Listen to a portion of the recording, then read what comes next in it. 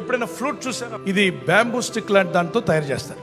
వాటిని అడవిలో దాన్ని కట్ చేసి దాన్ని తీసుకొచ్చి వేడితో కాల్చి ఆ వేడి ద్వారా ఆ కష్టం ద్వారా వెళ్ళినప్పుడు అది కాల్చబడి ఒక ఫ్లూట్ గా మార్చబడడానికి దాన్ని హోల్స్ చేస్తారు.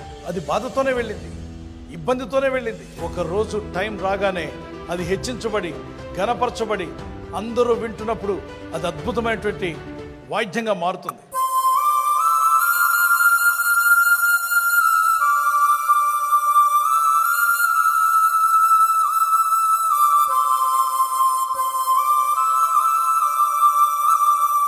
అమ్మమ్మ నాకు శ్రమలొద్దు అన్నట్లయితే పొయ్యిలో కాలిపోయే కర్రగా ఉంటుంది, ఉపయోగం లేదని.